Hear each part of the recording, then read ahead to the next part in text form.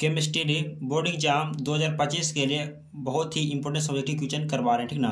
तो आप लोग चैनल पर नए होंगे तो चैनल को सब्सक्राइब कर लेंगे सबसे पहले, ठीक ना।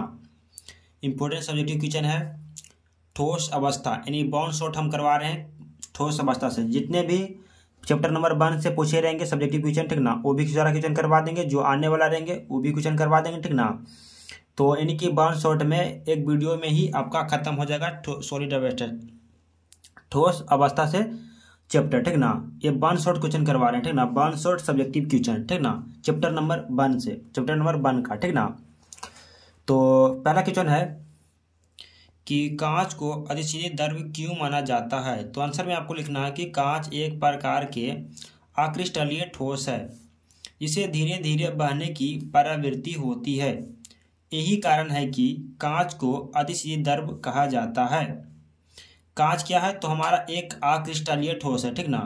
इससे क्या होता है तो धीरे धीरे बहने की प्रवृत्ति होती है, ठीक ना, प्रवृत्ति होती है। यही कारण है कि कांच को अतिशीघ्र द्रव्य कहा जाता है या कहते हैं, ठीक ना। इतना लिखेंगे 2 मार्क्स आपको कंफर्म मिल जाएंगे, ठीक ना। एग्जाम क्रेडिट से बहुत ही इंपॉर्टेंट क्वेश्चन रहेंगे, यूज क्वेश्चन हम करवा रहे हैं, ठीक ना। तो वन शॉट में यानी जितने भी ठोस अवस्था से पूछे जाएंगे क्वेश्चन, ठीक ना, तो क्वेश्चन हम करवा देंगे, ठीक ना। नेक्स्ट क्वेश्चन देखेंगे, क्वेश्चन नंबर देखेंगे 2। क्वेश्चन नंबर 2 देखेंगे कि क्रिस्टल बिंदु त्रुटि से आप क्या समझते हैं। क्रिस्टल बिंदु त्रुटि से आप क्या समझते हैं। तो आपको आंसर में लिखना है कि किसी क्रिस्टल में परमाणु या आयनों की नियमित व्यवस्था में विचलन होने से उत्पन्न दोष को बिंदु दोष कहते हैं। किसी क्रिस्टल में परमाणु या आयनों की नियमित व्यवस्था में विचलन होने से उत्पन्न दोष को क्या कहते हैं तो हम बिंदु दोष कहते हैं, ठीक ना। आपको क्वेश्चन पूछेगा कि बिंदु त्रुटि से आप क्या समझते हैं या बिंदु दोष से आप क्या समझते हैं। तो आपको आंसर में लिखना है कि किसी क्रिस्टल के परमाणु या आयनों की नियमित व्यवस्था में विचलन होने से उत्पन्न दोष को क्या कहते हैं तो बिंदु दोष कहते हैं, ठीक ना। और बिंदु दोष हमारा कितना प्रकार का होता है तो 3 प्रकार का होता है, ठीक ना। जो बिंदु दोष है वो हमारा 3 प्रकार का होता है। तो पहला कौन सा होता है तो पहला हमारा होता है कि रस समीकरण दोष, और दूसरा क्या होता है तो अरस समीकरण दोष, ठीक ना। और तीसरा क्या होता है तो अशुद्धता दोष होता है, ठीक ना, अशुद्धता दोष, ठीक ना। ये जो हमारा 3 प्रकार का दोष होता है, ठीक ना, रस समीकरण दोष, अरस समीकरण दोष, अशुद्धता दोष, ठीक ना, बिंदु दोष में, ठीक ना, बिंदु दोष में। तो क्वेश्चन नंबर देखेंगे 3, ठीक ना। एक आशा करते हैं कि क्वेश्चन आपको याद हो गया होगा, ठीक ना।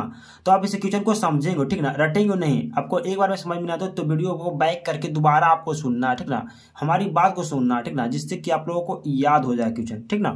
क्वेश्चन को एक बार और हम पढ़ देते हैं, ठीक ना। क्वेश्चन क्या है,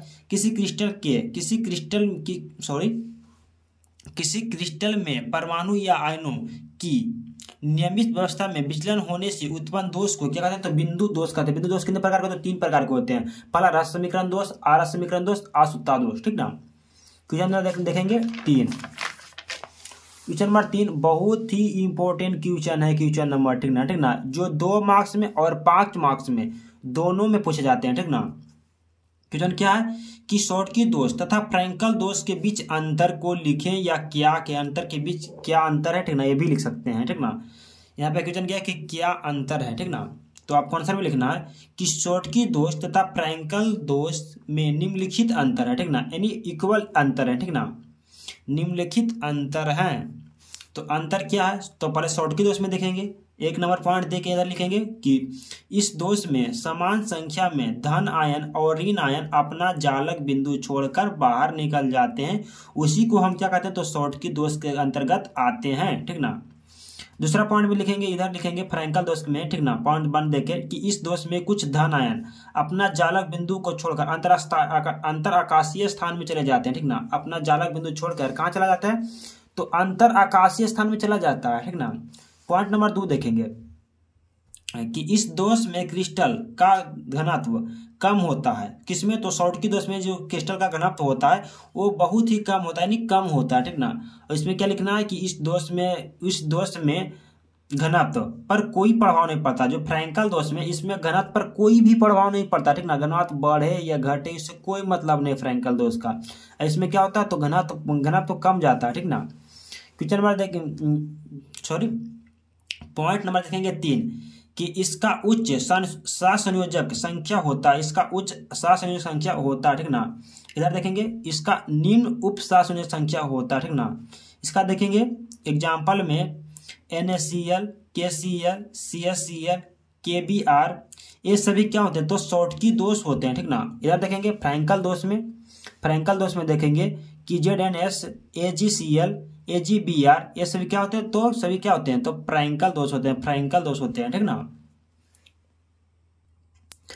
अब देखेंगे क्वेश्चन क्या है कि ठोस का आयतन निश्चित क्यों होते हैं, ठीक ना। ठोस का आयतन निश्चित क्यों होते हैं, तो आपको आंसर में लिखना है इसका कि ठोस में अवयवी कण बहुत नजदीक होते हैं। ठोस में अवयवी कण है जो क्या होते हैं तो हमारा बहुत ही नजदीक होते हैं, ठीक ना। या किसी भी दिशा में गति नहीं करता है, परंतु अपने मध्य स्थान में केवल दोलन गति करता है, ठीक ना, करता है। यही कारण है कि ठोस का जो हमारा आयतन होता है वो क्या होता है तो निश्चित होता है, ठीक ना। ठोस का आयतन क्या होता है तो निश्चित होता है, ठीक ना। अवयवी कण जैसे क्या होते हैं तो अणु होते हैं, आयन होते हैं, परमाणु होते हैं, ठीक ना। अवयवी कण जैसे क्या होते हैं तो अणु होते हैं, आयन होते हैं और परमाणु होते हैं, ठीक ना। क्वेश्चन नंबर नेक्स्ट देखेंगे, क्वेश्चन नंबर, ठीक ना। क्वेश्चन क्या है कि ठोस कठोर क्यों होते हैं। ठोस हमारा है जो कठोर क्यों होते हैं, तो आपको आंसर में लिखना है ठोस में अवयवी कण बहुत नजदीक होते हैं। ठोस में अवयवी कण बहुत नजदीक होते हैं तथा इसके बीच लगने वाला अंतर आणविक बल प्रबल होता है। इसके बीच लगने वाला जो अंतर आणविक बल होता है वो बहुत ही प्रबल होता है, ठीक ना। प्रबल क्या होता है जिसके कारण ठोस कठोर होता है। जिसके कारण क्या होता है तो ठोस कठोर होता है या होते हैं। नेक्स्ट क्वेश्चन देखेंगे। आशा करते हैं कि आप लोगों को याद होते जा रहा होगा, ठीक ना। आप लोग इसे कॉपी में नोट कर लेंगे, ठीक ना, नहीं तो फिर आप स्क्रीनशॉट ले लेंगे, ठीक ना, जिससे कि आपको याद हो जाएंगे, ठीक ना। अगला क्वेश्चन है क्रिस्टलीय ठोस क्या है। क्रिस्टलीय ठोस क्या है या रवादार ठोस क्या है। क्रिस्टलीय ठोस को रवादार ठोस भी कहते हैं, ठीक ना, रवादार ठोस भी कहते हैं। तो आपको आंसर में लिखना है कि वैसा क्रिस्टलीय ठोस जिसकी निश्चित ज्यामितीय आकृति हो, जिसे बराबर बराबर भागों में बांटा जा सकता है, उसे क्या कहते हैं तो क्रिस्टलीय ठोस कहते हैं। वैसे क्रिस्टलीय ठोस जिसकी क्या होती है तो निश्चित ज्यामितीय आकृति हो, जिसे बराबर बराबर भागों में बांटा जा सकता है, बराबर बराबर भागों में बांटा जा सकता है, उसी को कहते हैं तो क्रिस्टलीय ठोस कहते हैं। नेक्स्ट क्वेश्चन देखेंगे। क्वेश्चन क्या है नेक्स्ट क्वेश्चन है कि क्रिस्टलीय ठोस किसे कहते हैं। क्रिस्टलीय ठोस किसे कहते हैं, तो आपको आंसर में लिखना है वैसा क्रिस्टलीय ठोस, यहाँ पे ठोस है, ठोस जिसकी निश्चित ज्यामितीय आकृति नहीं होती है। आगे इसकी निश्चित ज्यामितीय आकृति नहीं होती है, ठीक ना, होती है या होते हैं, ठीक ना, जिसे बराबर बराबर भागों में बांटा नहीं जा सकता, ठीक ना। इसे क्या बराबर बराबर भागों में नहीं बांटा जा सकता, ठीक ना, उसी को क्या कहते हैं तो अक्रिस्टलीय ठोस कहते हैं। जिसे में रबर, प्लास्टिक इत्यादि ये सभी क्या हैं तो अक्रिस्टलीय ठोस हैं। रबर, प्लास्टिक ये क्या हैं सभी तो अक्रिस्टलीय ठोस हैं। नेक्स्ट क्वेश्चन देखेंगे, क्वेश्चन नंबर देखेंगे अगला, जो कि मोस्ट जितने भी रहेंगे इस चैप्टर से सारा सब्जेक्टिव क्वेश्चन हम करवा देंगे, ठीक ना। तो आप लोग इसे जरूर से जरूर याद कर लेंगे, ठीक ना। इस क्वेश्चन को हम करवा दिए हैं, ठीक ना। क्रिस्टलीय ठोस और क्रिस्टलीय ठोस के बीच अंतर हम करवा दिए हैं। आप लोगों को एक बार और पढ़ देते हैं कि क्रिस्टलीय ठोस में और क्रिस्टलीय ठोस में निम्नलिखित अंतर है, ठीक ना। तो पहला आपको लिखना है कि क्रिस्टलीय ठोस में अवयवी कण लगातार क्रम में सजा होता है, ये भी लिख सकते हैं। दूसरा पॉइंट भी लिख सकते हैं कि क्रिस्टलीय ठोस में अवयवी कण लगातार क्रम में सजा होता है, इसे बराबर बराबर बांटा जा सकता है, इसे बराबर बराबर बांटा में नहीं बांटा जा सकता। तो किसको नहीं बांटा जा सकता तो क्रिस्टलीय ठोस को हम बराबर बराबर भागों में बांटा नहीं जा सकते हैं, ठीक ना। क्रिस्टलीय ठोस में लिखना या दीर्घप्रासी होता है, इसमें लिखना या लघुप्रासी होती है, ठीक ना। अगला लिखना या विषमदैशिक होता है या समदैशिक होता है। जो समदैशिक क्या होते हैं तो क्रिस्टलीय ठोस हैं जो समदैशिक होते हैं, ठीक ना। सॉरी दिख नहीं रहा होगा, तो क्या होते हैं समदैशिक होते हैं या, ठीक ना। और क्या कर सकते हैं, अगला क्वेश्चन दिखाते हैं आपको। क्रिस्टलीय ठोस में जैसे क्रिस्टलीय ठोस जैसे नमक, हीरा, graphite, caesium, chloride, zinc, blende इत्यादि ये सब क्या है तो हमारा क्रिस्टलीय ठोस है, ठीक ना। इतना याद कर लेंगे तो आपको 1 नंबर बढ़ जाएगा ये दोनों में, ठीक ना। तो इसमें क्या है कि आक्रिस्टलीय ठोस जैसे तो क्या कांच, रबर, मोम, प्लास्टिक तथा स्टार्च इत्यादि, ये सब क्या है तो आक्रिस्टलीय ठोस है, ठीक ना, आक्रिस्टलीय ठोस है। ठीक, नेक्स्ट क्वेश्चन देखेंगे। नेक्स्ट क्वेश्चन देखेंगे। क्वेश्चन क्या है कि कांच को अदिश द्रव क्यों माना जाता है। तो ये तो करवा देते क्वेश्चन कि कांच एक प्रकार का क्रिस्टलीय ठोस है जिसे धीरे धीरे बनने की प्रवृत्ति होती है, यही कारण है कि कांच को अदिश द्रव माना गया है, यह कहते हैं, ठीक ना।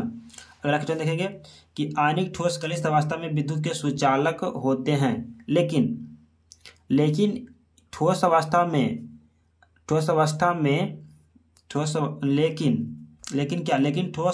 में नहीं, क्या करें तो व्याख्या करें, ठीक ना, व्याख्या करने के लिए बोल रहा है। तो आपको आंसर में लिखना है कि ठोस अवस्था में आयनिक ठोस में इलेक्ट्रॉन स्वतंत्र नहीं होता है, क्या स्वतंत्र नहीं होता है, परंतु गलित अवस्था में इलेक्ट्रॉन स्वतंत्र होता है। जो गलित अवस्था में है वो क्या होता है, हमारा इलेक्ट्रॉन जो होता है वो स्वतंत्र होता है गलित अवस्था में, जिसके कारण आयनिक ठोस गलित अवस्था में विद्युत के सुचालक होते हैं। इसके कारण क्या, जो आयनिक ठोस है हमारा वो विद्युत के सुचालक होते हैं, लेकिन ठोस अवस्था में नहीं होते हैं, ठीक ना, लेकिन ठोस अवस्था में क्या होते हैं तो नहीं होते हैं सुचालक, ठीक ना। नेक्स्ट क्वेश्चन देखेंगे किस प्रकार के, अगला देखेंगे नेक्स्ट क्वेश्चन देखेंगे कि किस प्रकार के ठोस के चालक आघात वर्णीय तथा तन्यता होते हैं। तो धात्विक ठोस में विद्युत के चालक आघात वर्णीय तथा तन्यते होते हैं। नेक्स्ट क्वेश्चन देखेंगे क्वेश्चन नंबर 9, ठीक ना, इसमें 9 दिया गया है, ठीक ना। क्वेश्चन नंबर आप लोग याद रखेंगे, है ना। क्वेश्चन क्या है कि क्रिस्टल जालक क्या है, ठीक ना। तो आपको आंसर में लिखना है अवयवी कण के स्थान में त्रिविमीय सजावट को क्रिस्टल जालक कहते हैं। क्रिस्टल जालक किसे कहते हैं, तो अवयवी कण के स्थान में त्रिविमीय सजावट को क्रिस्टल जालक कहते हैं, ठीक ना। ये देख सकते हैं त्रिविमीय सजावट है, ठीक ना, ये जो कि त्रिविमीय सजावट है, ठीक ना। क्रिस्टल जालक क्या है, तो आपको क्या लिखना है, अवयवी कण के स्थान में त्रिविमीय सजावट को क्रिस्टल जालक कहते हैं। ठीक, नेक्स्ट क्वेश्चन देखेंगे। नेक्स्ट क्वेश्चन है इकाई सेल क्या है, व्हाट इज यूनिट सेल। तो क्या लिखना है आंसर में, क्रिस्टल जालक क्या, तो सबसे सूक्ष्म भाग जिसके पुनरावृत्ति से पुनः क्रिस्टल जालक का निर्माण होता है उसे क्या कहते हैं, तो इकाई सेल कहते हैं, यानी एकक कोशिका कहते हैं। देख सकते हैं इकाई सेल का ये फिगर है। ठीक, नेक्स्ट क्वेश्चन देखेंगे। नेक्स्ट क्वेश्चन क्या है कि त्रिज्या अनुपात क्या है, व्हाट इज रेडियस, ठीक ना, रेशियो, ठीक ना। तो आपको क्या लिखना है कि धन आयन है, ठीक ना, धन आयन के त्रिज्या और ऋण आयन के त्रिज्या अनुपात को क्या कहते हैं, तो त्रिज्या अनुपात कहते हैं, ठीक ना। धन आयन के त्रिज्या और ऋण आयन के त्रिज्या अनुपात को त्रिज्या अनुपात कहते हैं। त्रिज्या अनुपात क्या होता है, बड़ी R प्लस और R माइनस, R प्लस बटा R माइनस, ठीक ना। नेक्स्ट देखेंगे CaCl के बनावट का संक्षिप्त वितरण दे, ठीक ना। तो आपको आंसर में लिखना है सीजियम क्लोराइड की संरचना घनीय होता है, जिसमें प्रत्येक कोनों पर ऋण आयन Cl माइनस उपस्थित होता है, ठीक ना, तथा अंतःकेंद्र पर धन आयन CS प्लस उपस्थित होता है। इसमें प्रत्येक ऋण आयन 8 धन आयन से घिरा होता है, इसका उपसंख्या 8 होता है, ठीक ना। आपको क्वेश्चन एक बार आप आपको समझा देते हैं, ठीक ना, कि सीजियम जो क्लोराइड की संरचना होती है क्या होता है, तो घनीय होती है, ठीक ना, ये घन की तरह बना हुआ है, ठीक, देख सकते हैं, ठीक ना, जिसमें प्रत्येक कोने पर ऋण आयन, यानी प्रत्येक कोण पर देख सकते हैं ऋण आयन उपस्थित है, ठीक ना, Cl माइनस उपस्थित है, ठीक ना, तथा अंतः केंद्र पर धन आयन देख सकते हैं, यानी बीच में केंद्र पर क्या पर CS प्लस उपस्थित होता है। इसमें प्रत्येक ऋण आयन 8 धन आयन से क्या होता है, तो घिरा हुआ होता है, इसीलिए इसका उपसंख्या होती है जो 8 होती है, ठीक ना, वो इसका उपसंख्या कितना होता है, तो 8 होता है, ठीक ना। देखते हैं नेक्स्ट क्वेश्चन। नेक्स्ट क्वेश्चन है कि शॉटकी दोष क्या है, तो वैसा दो जिसमें समान संख्या में धन आयन और ऋण आयन अपने जालक बिंदु को छोड़कर बाहर निकल सॉरी बाहर नहीं, तो फ्रैंकल दोष है, ठीक ना। अब जालक स्थान से लुप्त हो जाते हैं, उसे क्या कहते हैं, तो शॉर्टकी दोष कहते हैं, ठीक ना। ये तो आप करवा दिए थे क्वेश्चन, फ्रैंकल दोष भी करवा दिए थे, फ्रैंकल दोष के बीच अंतर भी फ्रैंकल तथा शॉर्टकी दोष के बीच अंतर भी करवा दिए थे। देखते हैं नेक्स्ट क्वेश्चन। नेक्स्ट क्वेश्चन है उपसंयोजक संख्या क्या है, तो आपको आंसर में लिखना है। देख सकते हैं इसका फिगर है सी, उप कोऑर्डिनेशन कितना होता है इसका, तो 6 होता है, ठीक ना। तो आप लोग इसका हम करवा देते हैं, ठीक ना। तो किसी दिए गए परमाणु के निकटतम, किसी दिए गए परमाणु के निकटतम परमाणु की संख्या, परमाणु की वह संख्या जो उस परमाणु को स्पष्ट करता है, देख सकते हैं परमाणु को स्पष्ट कर रहा है, स्पष्ट करता है उसी उपसंयोजक संख्या कहते हैं, उसी को क्या कहते हैं, तो उपसंयोजक संख्या कहते हैं, ठीक ना। देख सकते हैं बीसीसी का कोऑर्डिनेशन संख्या कितना होता है, नंबर होता है तो 8 होता है, एफसीसी का कितना होता है, तो 12 होता है, सीसीपी कितना होता है, तो 12 होता है, एससीपी का कितना होता है, तो 12 होता है, ठीक ना। ये सब एग्जेक्टिव में बहुत इंपॉर्टेंट क्वेश्चन रहेंगे, ठीक ना।